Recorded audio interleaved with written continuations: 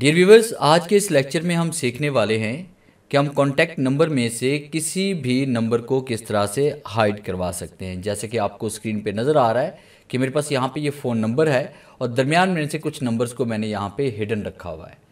आप अपने registration number को या अपने आईडी कार्ड के नंबर को या कॉन्टैक्ट नंबर को आप किस तरह से हाइड करवा सकते हैं, आज के इस लेक्चर में हम ये सीखने वाले हैं। Welcome to Falcon Excel Academy. मैं हूं केवल विजय और स्टार्ट करते हैं आज का लेक्चर।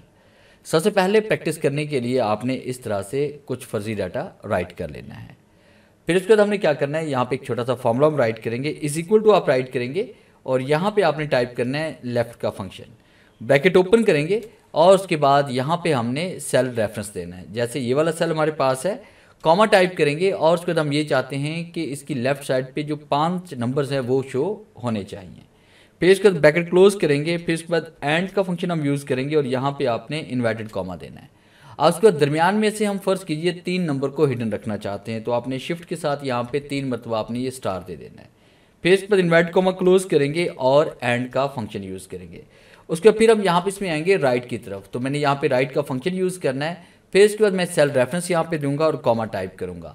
अब राइट की तरफ मैंने कितने नंबर शो करवाने हैं, अब राइट की तरफ मैंने 3 नंबर यहाँ पे शो करवाने हैं और दरमियान में से 3 नंबर्स को हम यहाँ पे हिडन रखना चाहते हैं। फिर उसके बाद आपने ब्रैकेट को क्लोज करना है और एंटर प्रेस करेंगे तो देखिए हमारे पास इस तरह से डाटा शो हो जाएगा। अब जैसे हम इसको ड्रैग करेंगे तो आपकी लेफ्ट की तरफ जितने भी कॉन्टैक्ट नंबर होंगे उनमें दरमियान में जो नंबर आएंगे वो सारे यहाँ पे हाइड हो चुके हैं। तो इस तरह से एमएस एक्सेल के अंदर बड़ी आसानी के साथ आप अपना CNIC नंबर या कॉन्टैक्ट नंबर, रजिस्टर्ड नंबर, दरमियान में किसी भी नंबर को आप हाइड करवा सकते हैं लेफ़्ट या राइट का फंक्शन यूज़ करते हुए। उम्मीद है आज के इस लेक्चर में ज़रूर कुछ नया सीखने को मिला होगा। वीडियो अच्छी लगी है तो इसे लाइक कीजिए और अपने दोस्तों के साथ शेयर कीजिए। मिलते हैं हम नेक्स्ट लेक्चर में, तब तक के लिए गुड बाय।